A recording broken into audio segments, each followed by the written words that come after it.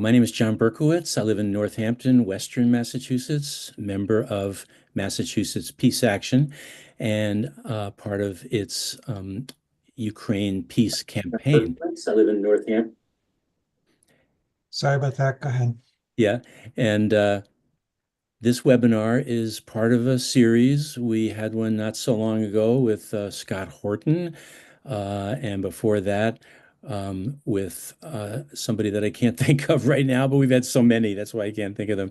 So tonight is the title of this webinar is Sorting Through the Confusion Around the Ukraine War and the Negotiations Started by Trump. Some of the questions we're curious about are what is the current military and political situation in Ukraine? What should we know about the origins of the war prior to the Russian invasion of 2022? What are the prospects for a negotiated settlement? And what does all this mean for the U.S. peace movement? And tonight, our guest speaker to address all these questions is Ted Snider. I just learned that he lives in Toronto, Canada, which I'm sure everyone is perking up their ears and thinking, oh, maybe he'll talk about something else closer to home. But that's not on the agenda, but it may come up briefly towards the end. Um, he he is a regular columnist on U.S. foreign policy and history at antiwar.com, the Libertarian Institute, Responsible Statecraft, part of the Quincy Institute, and the American Conservative. Those are only some of the outlets for which he's written for quite a few years. So we welcome Ted Snider to this webinar. Glad you could make it, Ted. Thanks, John. I'm Turning really glad to be here. turning it over to you, and we'll have plenty of time for Q&A from the audience Good. after his Good. presentation. And I'm glad you summarized what I'm supposed to be talking about because now I know what I'm supposed to be talking about. I'm actually going to try to speak, pretty informally, and a little bit briefly because honestly, you can read what I have to say in my articles. It's probably more interesting for us to have a talk and do some question and answers. But what I want to try to do in the few minutes that I have is to draw a very clear line. John mentioned like how the war got started, what the military reality is now, the solutions for getting out of it. I want to try to draw a very clear line from the broken promises at the start of the war through the betrayals that continued the war to the final deal, what Trump's calling his final deal, that looks the same as the deal that Ukraine could have had at the start of the war, minus all the loss of land and life that's occurred since then. And this has been kind of the locus of a lot of my thinking throughout a lot of the war is the horrific sadness that it's been known really for a very long time that the day would come when a peace settlement would be put on the table that would look almost exactly like the one that was put on the table in the first couple of weeks of the war, and that Ukraine would end up settling for the same settlement they could have had 3 years ago. It's the same settlement, but with all the extra loss of life and land that's happened since then, which I think one day is going to really upset Ukrainians. I wrote an article a while ago called One Day Ukrainians Might Hate America, um, because of how they kind of got pushed through this war just to end up in a place that they were at the very beginning, minus tons of territory. At the beginning of the war, it was actually possible that Ukraine could have ended the war with more territory than they started the war with. We can talk about that after. Um, and that's, I think, the real tragedy of the war. I think that the history of this war will be remembered as a history of broken promises and betrayals. Broken promises and betrayals led to the war, and broken promises and betrayals kept the war going. And I'm talking about from the very first promises at the close of the Cold War to the broken promise that's going to end the war. Don't forget, America promised Ukraine whatever it needed for as long as it took. Um, and they broke that promise. And in that, Zelensky's right to complain about the Americans because he fought this war on the promise that he would be provided whatever he needed for as long as it took. Um, and so the war started with a broken promise from the Cold War and ended with a broken promise in the new Cold War. NATO promised at the end of the Cold War that there would be no expansion east. This is a very controversial topic, and a lot of people like to claim that that's historical revisionism and it didn't happen. But the declassified historical record, I would argue, makes it very clear that it did happen. That no, there was never a written promise, but oral promises in diplomacy and law are binding also. And it was structured for the Soviet Union as a deal. The deal went, if you let us have a united Germany, then we won't expand NATO east. That's not just a promise, that's a deal. Okay? Russia kept its part. They allowed Germany to unify, and NATO broke its promise and it continued to expand east. So that was the first broken promise that started all this. There are several broken promises along the way since then. The breaking of the promise made in the U.S.-Russia Founding Act that the states wouldn't station, troops or weapons in the east. But let's just skip the details for a minute, and let's start with the NATO promise that was broken not to extend east. The next really huge broken promise was the Minsk agreements. After the 2014 coup, the eastern provinces of Ukraine, the Donbass and Crimea, feeling betrayed that the elected president had been removed in a coup to be replaced by a government that had a monist view of Ukraine. Remember, Ukraine really had these kind of two cultures, and that this new government had a monist view that only one culture was going to be permitted, and the ethnic Russians of the Donbass and Crimea suffered tremendous persecution, loss of their language and ethnic rights, um, and they faced military action as well. And the best possible solution at the time was the Minsk agreements negotiated between Ukraine, Russia, Germany, and France. And the Minsk agreements would have solved the problem um, by returning the Donbass to Ukraine as an autonomous region that would have a certain degree, an extensive degree of autonomy, but remain part of Ukraine. So it was a way to solve the problem and to peacefully return the Donbass into the Ukrainian fold. And we know that Russia was intent on keeping this promise, even in the nights before. I'm talking literally days before the current invasion and war. Putin was still calling France and Germany and saying, look, pressure Ukraine to do the Minsk Accords. That's the solution. But we know now that the Minsk Accords was a trick.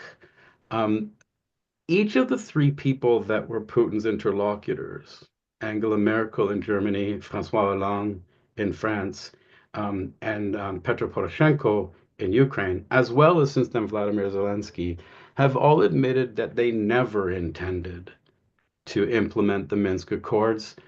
This isn't something I'm just putting out there. This is like they're on the record saying we never intended to implement the Minsk Accords. That in fact, the Minsk Accords were a very deceptive soporific to lull Russia into a false sense of security while Ukraine built up its forces to prepare for a military solution to retake the Donbass rather than a diplomatic solution. Now, one of the things that doesn't get talked about much is the idea that it was neither of these two things individually that led to the war in Ukraine. It was the two things combined that led to the war in Ukraine. Putin was faced with what he saw as an existential nightmare that Ukraine was committed to attacking the Donbass. And if Ukraine became a member of NATO and attacked the Donbass, then Russia would get drawn into a NATO war under Article 5. I think that was Putin's fear. Okay, Ukraine's committed to retaking the Crimea. They're committed to taking back the Donbass militarily. So if they're a member of NATO and they attack militarily, then by Article 5, Russia's in a war with NATO. And Putin actually said, has anybody thought about this? Right? And so these terrors provoke Putin on the days before the war to approach the United States and NATO with a proposal for a security guarantee. And the most important part of that security guarantee is Putin saying, keep your promise not to expand NATO to Ukraine, and there won't be a war. Now, Western politicians on the Western media have consistently accused Putin of historical revisionism. And they've consistently said that NATO expansion was not really the cause of the war. But they're wrong. NATO expansion really was the cause of the war. And we know this because the parties involved have said so.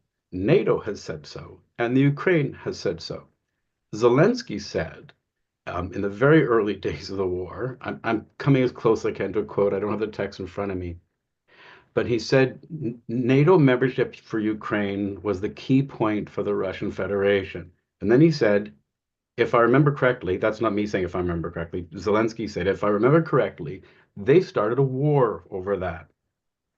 Jens Stoltenberg, who was at the time the head of NATO, has also said that that was the thing. He said, um, and I am quoting now, he said, the promise of no more NATO enlargement was a precondition for Putin not to invade Ukraine. So NATO's head says that no more NATO expansion to Ukraine was a precondition for not going to war. So there's no doubt that Ukraine and NATO both knew, despite what they're telling everyone in the public, that Putin was going to war to stop NATO from encroaching on his borders and getting drawn into a war with NATO. So Putin goes to the US and NATO. He offers this security proposal. He demands the security proposal, and the US rejects it out of hand. They're willing to talk about some of the things in it, which was actually the time exciting because it was the first time that the United States and Russia had been possibly engaging and making some sort of security architecture since the end of the Cold War. But to Russia's dismay, and they were shocked, by the way, the US told them that negotiating NATO expansion was not on the table. Now, Sergei Lavrov, the Russian foreign minister, would say later, honestly, I wasn't surprised that they said no right away. I was shocked that they didn't come back with a counter proposal. I was shocked that they didn't negotiate. They just said no. And Russia had said that a no would lead to military technical means. The state said no. Putin kept his promise of military technical needs and he invaded the Ukraine. What's interesting, not interesting, what's important to remember is that when Russia asked for a promise that Ukraine wouldn't join NATO, Ukraine was willing to make that promise. A number of Ukrainian officials said on the eve of the war were willing to negotiate neutrality. Zelensky said that I'm not afraid to talk about neutrality. I'm willing to negotiate neutrality. I'm willing to negotiate no NATO for Ukraine. We also know from polling that was done at the time that only between 24 and 39% of Ukrainians at that time wanted to be in NATO. So Ukrainians were willing to not join NATO.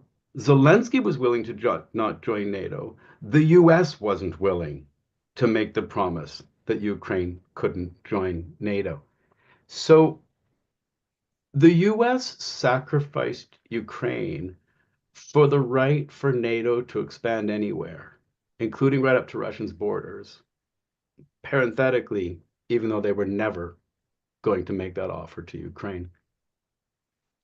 Still, in the first couple of weeks of the war, there was still a chance to end this peacefully before there had been any loss of land and before there had been any significant loss of life. I mean, all loss of life is significant, but we're talking about really small numbers of people as opposed to the hundreds of thousands of Ukrainians who are dead now. There was still this chance in the early days to negotiate a settlement.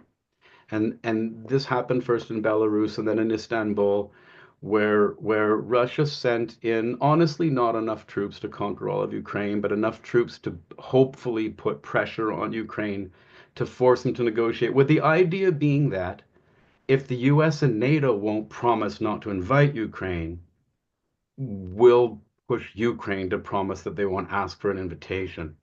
And so we get direct negotiations in Belarus and Istanbul that actually results in an initial draft agreement between the two sides. There's a legitimate chance that they could pursue this. It wasn't final, it wasn't a complete stage. There were issues that they were still arguing about, but it was promising. It was really promising. And the US and Europe could have encouraged that pathway. They could have encouraged the negotiating process. And instead, they did the opposite. And the US and the UK and Poland pushed Ukraine off the path of diplomacy. They told them not to negotiate. They told them that they wouldn't give security guarantees. They wouldn't cooperate in negotiations. They told them not to negotiate. And instead, they told Zelensky, if you'll go to war with Russia instead of negotiating with Russia, we will provide you with everything you need for as long as you need it. So at this point, the US has joint ownership of the war. At this point, the fault that had been Russia's up to now, um, which could have ended, the US was now saying, continue it in pursuit, mind you, not of Ukraine's goals. Ukraine had already said we're willing to give up NATO, right? Not in Ukraine. This was in pursuit of America's goals. There was a shocking moment when Ned Price, the State Department spokesman of the Biden administration, was asked, "Do you support the negotiations in at the time it was in Belarus?" And he said that the U.S. did not support it because he said, and I think this is the most horrible quote since the beginning of the war. He said, "This war is in many ways bigger than Ukraine and bigger than Russia. It's about core principles." In other words, this wasn't about Russia. It wasn't about Ukraine. It was about the core principle that the states wanted countries to be able to choose to be in NATO, and they wanted to protect the right for NATO to expand anywhere they wanted. And that's what the war was fought for. So we end up with a war. And we can talk after if you want in the question time about the military reality of it. The bottom line is that, at least since the end of the counteroffensive, Russia has corrected its early mistakes. It's become much more systematic in its approach. It's become much more efficient. It's developed a fearsome fighting machine, and it's taken the initiative in the war. And this war is going to end with a Russian victory. And Putin is very willing, I believe, to end the war through negotiations, but he's not going to give up things that he could win on the battlefield to not get them at the negotiating table. He'd rather get them at the negotiating table, but if negotiations don't work, he's going to get them on the battlefield. And by them, I mean he's going to get a written guarantee that Ukraine won't join NATO, and he's going to get a written guarantee that Russia will hold some of the territory in eastern Ukraine, since Ukraine wouldn't do the Minsk Accords and give rights to the ethnic Russians in those lands. Putin's going to keep some of them to give rights, and he's going to ask for guarantees that ethnic Russians in the land that remains in Ukraine receive protection also. He'll do that at the negotiating table, but he's not going to give up the negotiating table what he would get in the war. So this is why I said at the beginning there's this tragedy that Ukraine is going to end up signing an agreement that gives up NATO. They are going to end up signing an agreement that gives up some territory. And every weapon that's sent to Ukraine and every dollar that's sent to Ukraine is not in the interest of Ukraine. It's simply purchasing more loss of Ukrainian life and more loss of Ukrainian land while Russia pursues on the battlefield what they're totally willing to pursue at the negotiating table, and that Ukraine at the beginning of the war was totally willing to pursue at the negotiating table, and that to me is the tragedy. Now Trump comes along, and now he says he's going to solve this war in the Ukraine, and he puts this final deal. That's what it says right in the text. The text says this is the final deal. And he faces enormous criticism that he's been listening to Putin, that he's giving this rotten deal. And the reality is that Trump didn't make this reality. To his credit, he recognized this reality. He recognized that there is going to be loss of land because Putin's determined to protect the rights of ethnic Russians. And there is going to be a promise that Ukraine doesn't join NATO because Putin's not going to stop until he gets that promise. So he recognized the reality. He didn't make the reality. And he puts this deal on the table. And Putin faces this enormous criticism in the West. Started to talk for a long time. I'll try to go briefer. Let me skip this part because I'm taking too long. Forget about why Putin's criticized in the West. He gets criticized in the West for lots of things. The deal has essentially 6 main points to it. It's a little bit hard to understand the deal, by the way, because it's actually just a one-page document. It's kind of in point form. And some of the language is, at least to me, it's not totally clear what it means. And as I've reached out to others to try to get their take on what it means, I get the same kind of confusion back. But I believe that it essentially has 6 points. The first is very clear. As said, there will be no NATO for Ukraine. Trump said that very clearly in his Time interview the other day, right? He said they're not ever going to join Ukraine, and his team has said that that's not even on the table anymore. So point one, no Ukraine, no NATO for Ukraine. Point two is the United States officially recognizing Crimea as under Russian control. Point three, and this was confusing. It's often said in the media as Ukraine recognizing the de facto Russian control of the territory that it occupies. So by that, it means that Ukraine would recognize that, in fact, Russia does control that territory and that we will not try to take it back militarily, but officially we don't recognize it, so we'll still try to recapture it diplomatically. I believe that is what it means. The text actually says the US will de facto recognize the Donbass, and I'm not sure if that means that Ukraine's not committed to doing it. I'm not sure, but I think that certainly in the discussions of it, that's what people seem to think. European officials who have seen the document and were in the discussions say that they believe it's a de jure, a Ukrainian de jure recognition of Crimea.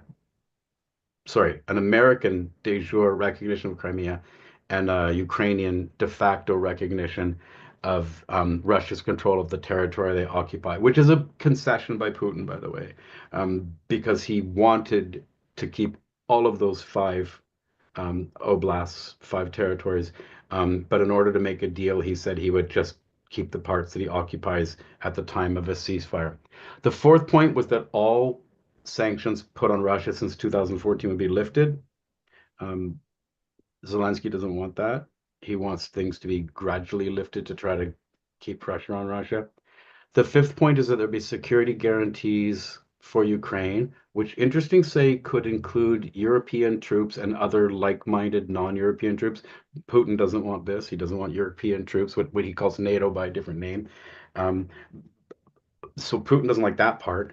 But it says that the troops will not be American. Zelensky doesn't like that part. The sixth point is that Ukraine will receive assistance and compensation in rebuilding. I'm going to wrap up in 1 second. Although Putin's always blamed for not signing on to the ceasefire, which is true, but with the qualification that he had certain preconditions. So did Zelensky, by the way. It's always said Putin had preconditions. Zelensky had several preconditions. But Putin said you can't just have a ceasefire. You got to talk about how it's going to be monitored. There's all kinds of details. And I don't just want a temporary 30-day thing where everyone's just going to rearm and go back to fighting. We need to settle this with a real security, guarantee or architecture. So when Trump put forward this final deal, Zelensky rejected it out of hand. And he rejected it for what I believe are slightly deceptive reasons. He gave two reasons. He said that Ukraine would never recognize Russian control of Crimea, but the draft doesn't ask Ukraine to recognize Russian control of Crimea. It says that the United States will recognize Russian control of Crimea. So that's a bit slippery. The second thing is that Zelensky says that he can't give up the pursuit of NATO membership because it's enshrined in the constitution of Ukraine that they're committed to pursuing NATO membership. That's true, but it's only half the truth. When Ukraine got its independence from the Soviet Union, its founding documents, that is, its Declaration of Independence and its constitution, both committed Ukraine to maintaining neutrality and not pursuing NATO membership. This is a very important point that when the Soviet Union recognized the independence of Ukraine, they recognized it on the condition that Ukraine promised they wouldn't join NATO. So there's not only a promise from NATO, it's not only that NATO broke its promise that there'd be no Ukraine in NATO, Ukraine also broke its promise that there'd be no NATO in Ukraine. Um, so in 2019, then Ukrainian President Petro Poroshenko, he amended the constitution saying that Ukraine was now committed to pursuing NATO membership. So the Ukrainian constitution does say they're committed to pursuing NATO membership, but constitution can be amended. Poroshenko amended it from not pursuing to pursuing. Zelensky can amend it back from pursuing to not pursuing. In fact, in the early days of the war, Zelensky said exactly that. That he was willing to discuss that and that it could be done. So there is this peace offer on the table. Um, Zelensky's objections to it are questionable, and it is the reality. Ukraine's not going to get NATO membership. They're not going to get back the territory that Russia's occupying. They're not going to get US troops in Ukraine as a security guarantee. For the same reason they're not going to get NATO. US troops in Ukraine as a security guarantee means that if the ceasefire is broken, the US and Russia are at war and we have World War III. So these are the realities. Um, and we can either face those realities and negotiate a peace and finally, I hope do more than a Ukraine-Russia peace, but finally do what should have been done at the end of the Cold War, and that's negotiate a security structure for all of Europe that will finally not leave Russia outside while NATO encroaches on it, but brings Russia into part of the security structure of Europe. We can either face this reality and end the war now, or as Europe seems intent on doing, we can keep on sending weapons to Ukraine. So more and more Ukrainians keep dying, and more Ukrainian land can get lost, to eventually have the same settlement, either militarily or diplomatically, they could have had now, which is the same settlement that diplomatically they could have had at the very beginning of the war. So, just in closing, in order to, the US and NATO broke their promise about NATO expansion, and in order to preserve that break in the promise, NATO made a promise to Ukraine that if they fought Russia, they would give them everything they need as long as they needed, and then they broke that promise too. Now the NATO promise is going to be resurrected, either through military means or diplomatic means. There's going to be a written guarantee that Ukraine will not be in NATO, and Ukraine will get the very same deal after hundreds of thousands of dead and tons of loss of life and destruction of lives in the environment. They'll get the very same deal that they had at the beginning, um, when there hadn't been all this loss of land and all this loss of life. And that's the kind of line I wanted to trace out from the broken promises and betrayals from the beginning to the broken promises and betrayals at the end, where Ukraine has lost hundreds of thousands of lives and tons of land, only to arrive at a settlement that they could have had at the very beginning without fighting this war at all. And that's kind of what I wanted to say. But I would love to hear what you guys want to talk about and what you want to ask about this, or other things in Ukraine that I didn't touch on that you might want to talk about. So, Thank you. but Thank you. yeah, go ahead. Thank you, Ted Snider. Really appreciate all those views and your perspectives on that. And before we do get to the Q&A, Cole Harrison of Mass Peace Action, who would like to make an important action alert. Then we'll do the Q&A. Cole. Here, let me get my act together 1 sec.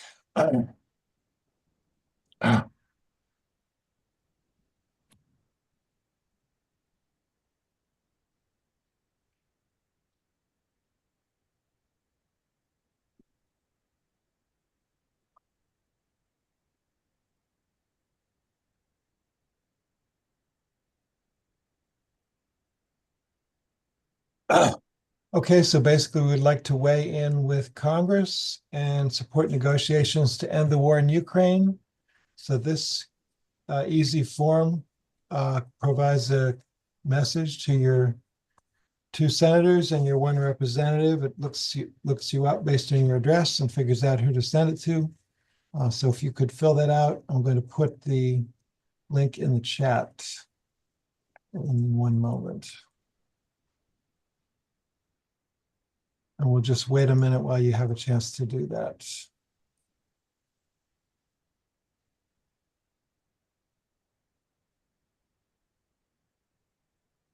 It is. So you just go ahead and bring that up. If you click on that link in the chat, bring it up on your browser, fill in your name and so forth. And then it will show you the letter that it's going to send. And you can change it if you want to. You can just accept the drafted letter and then click on it and it will send it off. Okay. So thanks. I hope that is clear, and go ahead and ask any questions, and otherwise we can turn it back to John to moderate a Q&A period. Did you ask for any questions about this action form? Are there any about what Cole has shared? A whole bunch of people with questions about the negotiations, so maybe we should go to that. There's Okay. about 7 people with their hands up. So Yeah, and before we start, I just want to say we have 25 minutes, and there's a lot of questions. So let's try to keep the questions plus a little, your own comments brief. Maybe 45 seconds at the most. Give Ted a chance to respond, and then we get to more questions. So would appreciate if you all keep it as brief as possible. Let's start with a question from Valentina Mogadam, if I pronounced your name right. Good enough. Yes, thank you. Mr. Snider, that was an excellent presentation. Thank you so much. I am not surprised that the U.S. and particularly the Biden administration, wanted this war to go on because they wanted to defeat Russia, basically the same way that Reagan in Afghanistan wanted to defeat the USSR. I think Biden's position was that this was one way that we could get rid of Russia as as an opponent. But my questions really have to do with both the EU and Zelensky himself. Because the EU back in the day, when the Bush regime attacked Iraq, they were very so-called old Europe was completely opposed to that. And now they have diverged certainly with the Biden administration and this U.S. position on Ukraine. How did that trajectory happen? And how is it that you have this awful Ursula von der Leyen who keeps she's a real hawk, and the others too, Stoltenberg that you mentioned, and so on. That's one. How did the EU turn out this way? And the second one is Actually, let me Zelensky I'm just himself. going to, Valentina, excuse me. No, I really need to ask this about Zelensky because, We'll, he we'll come, mentioned that we'll at the come, very beginning, we'll come back Zelensky to was you. a peace candidate. I asked for What 45. happened to him? Let's have Ted answer your first question, and we'll come back to the second one. All right, fine. My answer to the first question is I don't know. Um, Oh, I don't think anybody knows. I find the actions of the EU to be incomprehensible. yeah. And I also think it's important to remember that they shifted during the war. At the beginning of the war, when the Biden administration was all hawkish on Ukraine, um, Germany and France were not so hawkish. Germany and France were talking about the need to Ah, still talk to Putin. They were talking about the needs to keep things open so that afterward they could welcome Russia back in. Um, mhm, and there was this tremendous flip, whether the EU was being disproportionately pressured by smaller countries like Poland and the Baltic states. I don't mhm. know. Hungary. Macron has switched his position every time the Yeah, wind changes. yeah, And that, and I'll try to keep the answer brief because I could talk all day about this too, but the New York Times article the other day about just how deeply the US has been involved in the Ukraine war. And I was talking to one of my colleagues about this who's much more expert than I am. Um, and that was one of his comments when we were talking about it. He said, I hope this reminds the EU that they can't really do it if the States doesn't back them. Why the EU is so determined to keep fighting Russia? They know Russia's not trying to take all of Ukraine. They know Russia's not trying to reconstitute the Soviet Empire. They know Russia's not trying to go into Europe. Um, and they know that all they're doing is making more and more Ukrainians die because in the end, yeah, the same settlement's going to happen. It is the most irrational policy I've seen, and I wish I could answer you, Valentina, but um, I don't understand it at all. I don't even know what yeah, electoral base they're playing to because it's not yeah. popular in their own countries. And That's both the right. French government and the German government have faced massive losses in the electoral debate recently. So I don't even know who they're playing to. It's an incomprehensible position to me, and it's gonna hurt a lot. Thank you, Ted. We'll come back to your second question, but first I want to Right. go to the next one, which will be Donald Smith. Yes, so Ted, thank you. My question, the main question that concerns me is, well, you already addressed part of it. It's irrational for why Europe especially is on board with this war because they're sacrificing their way of life, their economy for this American imperialism, it seems to me. But my question is about within the US, within the conservative movement, which you're a libertarian movement, what how many people will agree with you and with Scott Horton and maybe Rand Paul? I want to understand within the Republican Party or the conservative movement, how many people agree and whether you can cooperate with the far, anti-progressive, with the progressive left, like Code Pink or World So Beyond War. Thank you. so just to clarify, Donald, anti-war is a I don't want to speak for anti-war, but they're a coalition of anti-war activists that are a very broad camp and believe that if people differ on different things, they should be welcomed as long as they're, anti-war. So just to clarify my own position, if anybody cares, is um, I'm I am not per se a libertarian. Um, I'm a pacifist, and my political leanings are much more left wing. My overlap with places like anti-war, who have been so good to me, is the words anti-war. Okay. Um, I'm a pacifist. I'm a non-interventionist. I don't believe in war, and anti-war is deeply committed to those positions. Um, and I don't really talk about when I'm writing about that my political views and the economy, other things. So, um, but my own views is I'm not necessarily a libertarian. I probably identify far more left-wing, pacifist. Um, But if the anti-war movement's going to work, then I think all the pacifists and non-interventionists or whatever you want to call yourself have to forget about the other things that maybe they differ about because the reality is that war has returned to Europe, and that despite what you're being told in the media, hundreds of thousands of Ukrainian soldiers are dead or seriously wounded, not tens of thousands, hundreds of thousands of Ukrainian soldiers. And all that matters is stopping it. And what's so infuriating about it is that we all know how to stop it. It's been said since day one. Ukraine can't be part of NATO. Yeah. Um, and that's what we need to do. We need to make that promise. And by the way, guys, this is not a radical thing. Remember that promise was made at the end of the Cold War. So the peace movement or Putin, whoever you want, is not asking for some new concession from the West. They're asking the West to keep the promise they made at the end of the Cold War. And to me, that's all that matters. Thank you for that good question, Donald, and that response, Ted. I just want to remind everybody, maybe some people came in more recently, that we're trying to keep questions and the comments that go with them to about 45 seconds to give Ted a chance to respond and to get to all the questions because they keep adding up. So And the I'll try to next keep one, my responses short too. thank you. The next one is Sylvia Manning.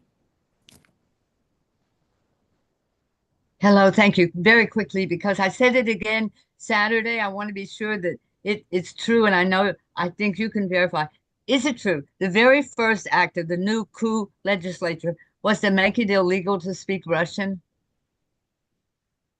Um, the Ukraine legislature very quickly passed acts limiting the use of the Russian language. I don't know that they said you can't speak Russian. But there was, and I don't, off the top of my head, Sylvia, sorry, this is my fault, but off the top of my head, I don't remember all the years the different legislations came in. This legislation started happening as soon as 2014. There were really insane laws, like a Ukrainian couldn't speak to Ukrainian in Russian. They had to start a conversation Ukrainian, unless the other person spoke Russian, then you could switch. There were limits on whether Ukraine could be spoken in the classroom, it could be taught in the classroom. There were all kinds. So I can't answer your question about whether that was the first thing or whether it was an all-out ban, but that the Ukrainian government has extensively passed legislation limiting the use of the Russian language and of Russian culture and of the Russian religion, and it is definitely true. Thank you. Thanks for that question and response. Now we'll move on to Jeffrey Barkdale. This is gonna kind of sound silly, but I'm gonna let you pick out the question from the chat box that I put in the chat box for you. I know I sent it directly to you. You see it? To me? Yeah. I don't even know if I know how to do that, so you might have to. I'll do it again if you need me to. Can you just ask the question? Because I don't know if I don't even know how to scroll through all these. There's like a thousand. There you go. There you go. Just resend. We don't want to take too much time trying to So find the question. Can you find it, Ted?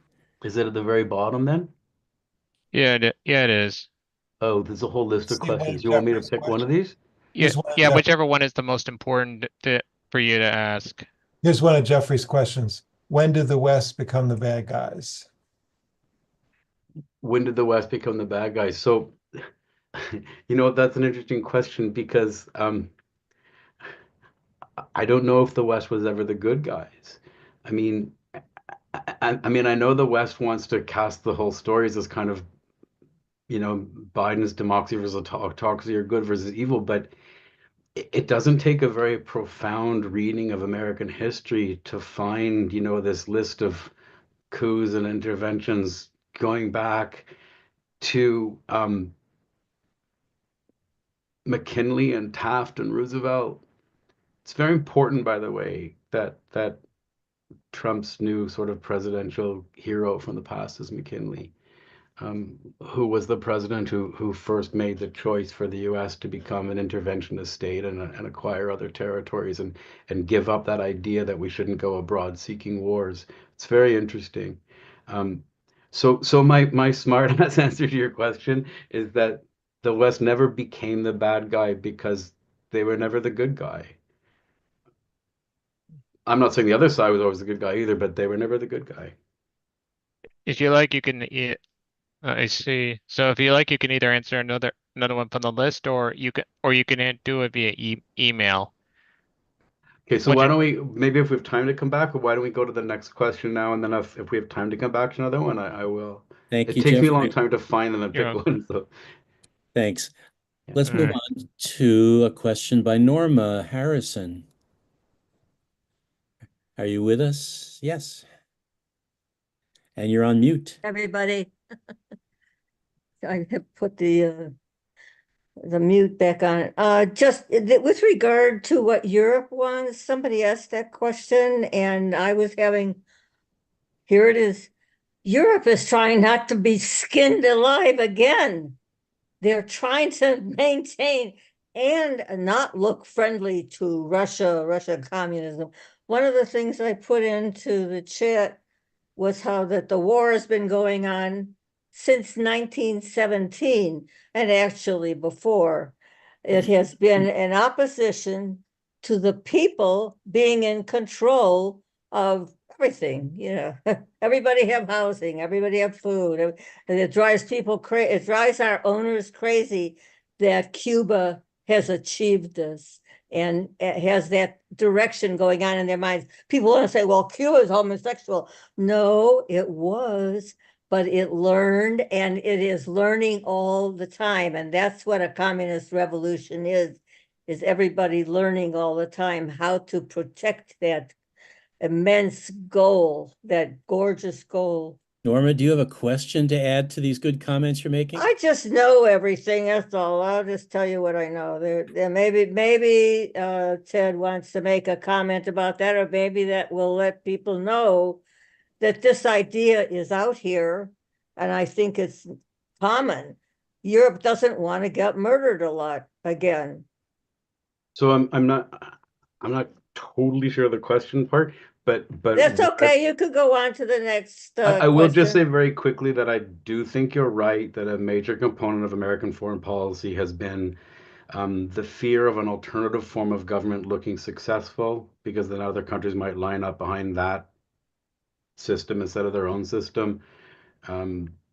Noam Chomsky's talked enormously about this, but I mean, I do think you're right about that. And you're also right that the United States started to intervene in Russia in 1917 when they sent troops to try to stop the revolution. I think that's true. All right. Say the word about Native people. Thank you. 500 years. Thank you, Norma. We're going to move on. Let's go to Paul Anawalt. Waiting patiently. Hi. Yeah, hi, everybody. Thank you very much. Thank you. Two very quick questions. When and how will the American public understand Ted Snider's excellent points? And number two, does the Trump admiration of McKinley mean that Trump will initiate more wars by the United States? Thank you. I despair of when, not just the American, I despair of when the public will get a true accounting. I mean, the mainstream media has been so, they have so misrepresented this war. This happens a lot, but it's been so extreme in this war. When I think about some of the really, really experts on Russian history, like really the academics that other academics will tell you are the best academics.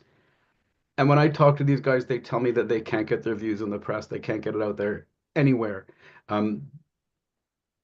In fact, if they try to tell the truth, they're seen as a threat and they're silenced. I don't know how to get the truth out there. That's why I don't look at social media, and I read the alternative media, not the mainstream media, and I try to read the scholarship and not the press, because it's so hard to get the truth. There's been more disinformation in the Ukraine war than there's been in anything for a very long time. And what was the second part? Just remind me, and in a word or two, what was the second part? Yeah, very quickly.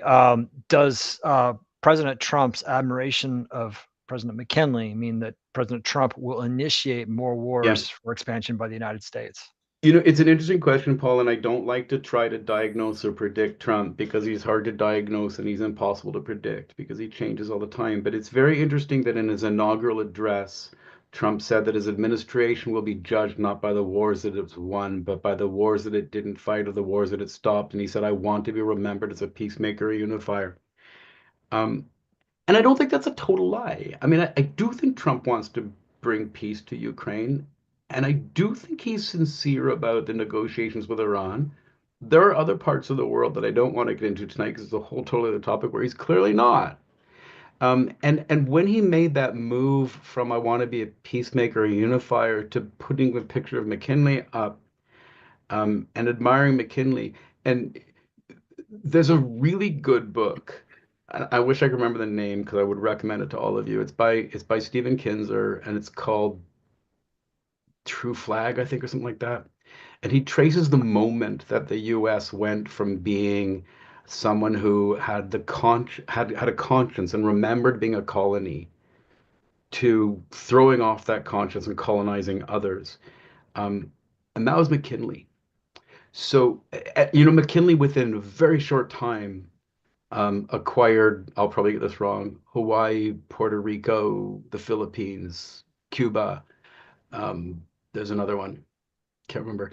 It's really interesting that that Trump went from I want to be remembered as a peacemaker to I admire McKinley. There's very, very little about McKinley to admire. Thank you. And by the way, Thank you. and speaking of those Russia experts that are never allowed to get their point of view out, this is a good time for a plug that our next webinar is with one of those top international experts named Richard Sakwa on May 20th.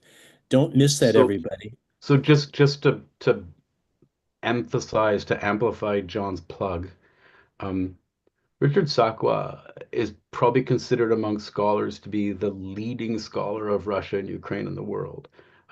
He's extraordinary, and he has been silenced. I don't want to speak for Professor Sakwa, but Professor Sakwa has had a very difficult time getting anything out there.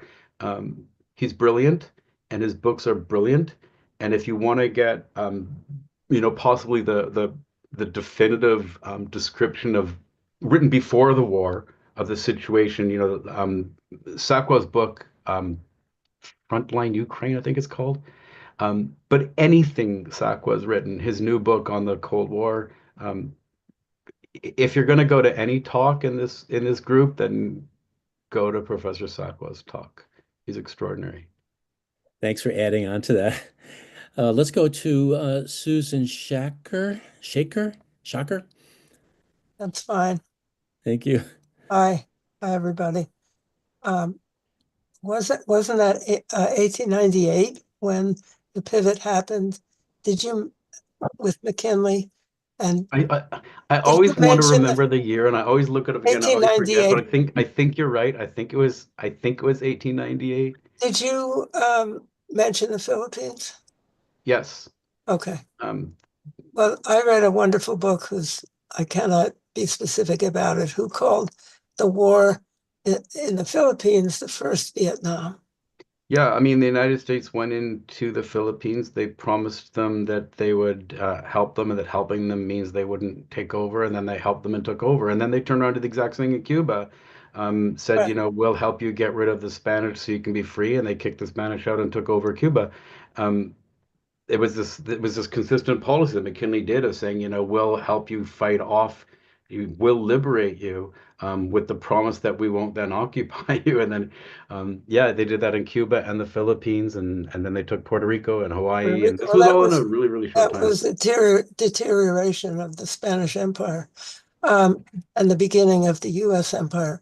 But I put something very interesting in the chat, which came to me yesterday. It's a video of demonstration in France against rearmament for peace, against French troops into Ukraine. So people could look at it if they want to. It's Thank quite, you for quite amazing. sharing that. I don't know how much that news, came to us. Thank you. Thank you, Susan. That's important. And by the way, just quickly, someone just put up in the chat was Kinzer's book called Overthrow. It's not. Overthrow is another book by Kinzer that's really good if you want an overview of America's coups, but it's another less known book. I think it's called True Flag. It's one of the best written True books. Flag, Theodore Roosevelt, Mark Twain, and the Birth of American Empire. That's it. Yeah. Yeah. It's a great book. Okay, go ahead. A couple more questions. Let us go to Anatol Zuckerman.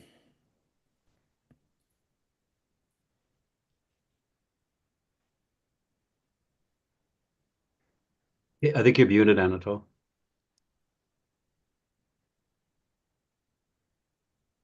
Still muted.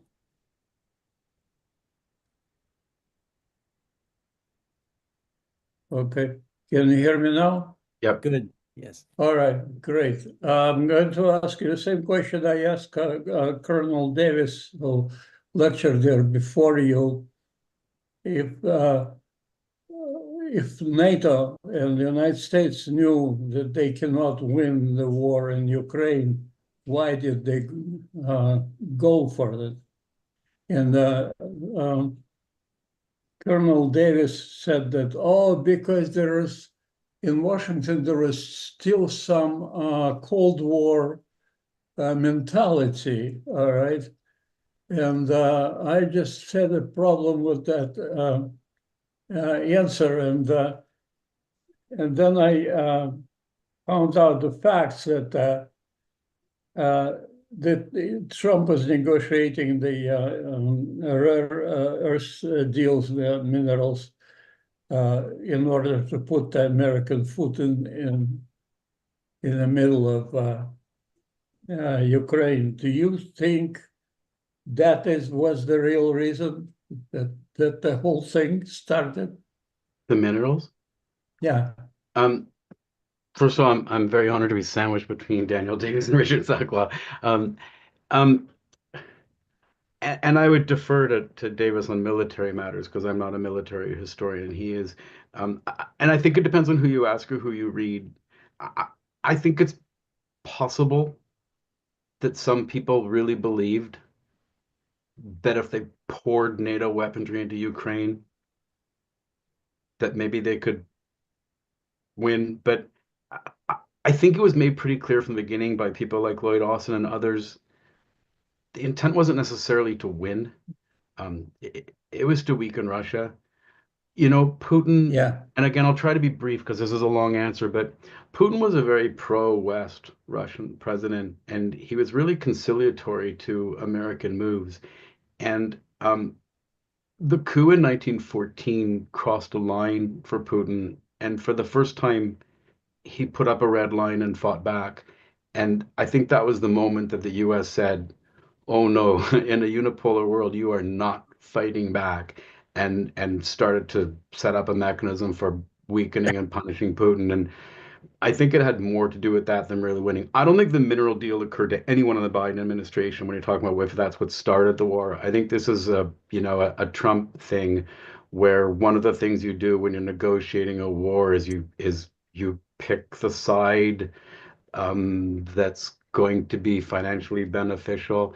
I mean, part of the reason for the peacemaking in Russia, Ukraine is to make further economic deals with Russia and to rape Ukraine of its natural resources. Part of the reason for negotiating a deal with Iran is because there's a massive market in Iran that he wants to open. But I don't think this occurred to anybody in the Biden administration or the Obama administration. And by the way, there aren't very many critical rare minerals in Ukraine. It's a bit of a red herring and a deception because when they get in there and mine, they're not gonna find any. Then why the Trump is stressing it so much? Thank you, Anatole. We're going to move on. I just want to ask Ted. It is just 8 o'clock. Do you have an extra few minutes for the remaining questions? Yeah, I can do a couple more minutes. Great. We'll limit it to 5. See if we can get to everybody. Paul Shannon's been waiting. Thanks, John. Ted, it seems to me that every day Trump changes his mind and his signaling about Ukraine. One minute he's had it with Zelensky, the next minute he's had it with he's angry at Putin. Next minute he's saying that he may walk away from the deal. The next minute he's saying we're just about to sign the deal. What is Trump trying to accomplish here? Is there any strategy at all? I'm sure he's got something up his sleeve, but what is it? I'm always nervous when I answer these questions because I'm always trying to be really careful in my research to just answer based on the historical record on the documents. And when I don't have any, it's tough, especially with Trump. Here's what I'll say. In a recent interview with The Atlantic, when Trump was asked whether he could foresee a situation where he would say, Zelensky's right, I'm on Zelensky's side, his answer was, I can see a situation where I'd say Ukraine is right, I'm on Ukraine's side, but I can't see a situation when I say I'm on Zelensky's side because I've had a lot of trouble with that man and he doesn't like him. I think his criticisms of Zelensky I think he means them. I think he believes that there was a way to solve this war in the beginning and that Zelensky should have done it. and there's a way out now, and Zelensky should do it. I think that Trump and Russia are pretty clear with each other of what peace needs to be, and now they need to sell it to Ukraine. And it's my personal belief, Paul, but I want to say this is just my belief. I don't know. I think some of that anger and threatening to Putin is show. I think he needs to show the world that he's being as tough on Putin as he is on Zelensky. I don't think he's so mad at Putin for what he's doing because I think he understands the preconditions that Putin's establishing. And I don't know if he's as convinced as everybody when Ukraine cries about what Russia did, that Russia always did do it. Chinese soldiers that were in Ukraine that Zelensky tried to make a big deal about were mercenaries. They weren't sent by the Chinese government. It's not always clear that the shelling of buildings is the shelling of civilians and that there weren't a whole lot of, soldiers at an awards ceremony like that one in Sumy province the other day. So I think part of the criticism of Putin is for appearances. I think his criticisms of Zelensky are heartfelt, but that's just my opinion. Thanks. Time for one more. Karen Shahabandi, are you with us still? Yes. Yes, unmute. Yes, I just want to say thank you very much, Ted Snider, for this really comprehensive review of the war, this tragedy. It could have been so easily avoided with negotiations, but we, and I mean Biden in particular, refused to negotiate at all and just said, we don't care about your red line. That meeting, I think, sealed it for the Russians that they would have to take action, and we just ignored it. So thank you for that. And, I'd like to ask, what do you think the future of Zelensky is? I mean, I don't think they can move on with Zelensky there. He needs to go, but what do you think? How will he go? I think Zelensky's in a terrible position. I think when and someone asked this earlier, and we didn't get to it, but when Zelensky won his first election, he won it on a platform of implementing the Minsk Accords and making peace with Russia. And the radical nationalist right in Ukraine literally threatened to kill him. And the officers of the battalions disregarded his orders and went on fighting. If they were ready to kill him then for negotiating a peace with Russia, how much bigger will the threat be if he negotiates it now after losing hundreds of thousands of people in all that land? I think Zelensky's in a very bad position. I think he's in danger. I think in order to sell the war to the West and to keep the war going in Ukraine, he made maximalist promises. We will get Crimea back. We will get NATO. He's not going to get any of that. It's going to be a very hard sell to the people. I think from internal polling that people have told me about, his popularity in Ukraine is far lower than presented in the West, closer actually to the funny numbers Trump was claiming, or closer to the truth than what the New York Times is telling you. I think Zelensky's in a very, very precarious position. I can't predict elections and stuff. Had one in Canada last night. Took me by surprise. I have no idea what's going to happen to Zelensky, but he's not in a good position. Hey, we just got one last question, and if he can ask it really quickly, how about Mike Caggiano, if I pronounced it right? Got it. Yeah, I'm just saying, we're not freaks. I mean, we're the latest edition of imperialist nations through history, and that's why I feel the UN's got to be respected a lot more than it has been, and maybe they should have a better PR arm to take out ads in the New York Times occasionally and say, occasionally we're right, because they pass resolutions, and especially the General Assembly, where nobody really can twist too many arms. You got 193 people. And it just seems like that would be a better way to go, especially like in Israel. They already had the resolution saying they can't keep that territory, and they did. And look at all years later, how many people have died trying to hang on to the West Bank and all that. I mean, it's so sad. And I don't know if they got that far with Ukraine, but I just think it's we're not really that freakish. I mean, you had various kingdoms from. Why did Europe keep fighting for hundreds of years? I mean, it's just we're not that unusual, unfortunately. But that's why we have a UN, which is unique. And I'll leave it at that. UN is the first two letters of the word unique. Yeah. Very good. Everybody, thank you for attending. It was great. Ted Snider, thank you so much for being our webinar presenter this time around. Yeah, you were sandwiched between Daniel Davis and a while ago, Stephen Kinzer, about a year and a half ago, I remember now. Yeah, but we're really happy to have you on.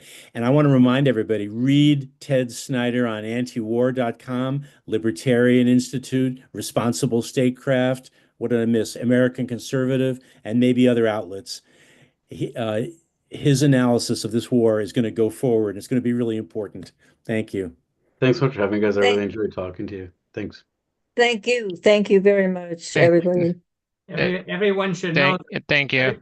Everyone should know that we will be sending a recording of tonight's webinar to you over the next couple of days. So that if you know people that you think would benefit from seeing it, please send it out to them. And in addition to that, please sign up for our Peace in Ukraine campaign here at Mass Peace Action. You can just click on the link there and you can sign right up. About copying the chat, do you want to make any comments?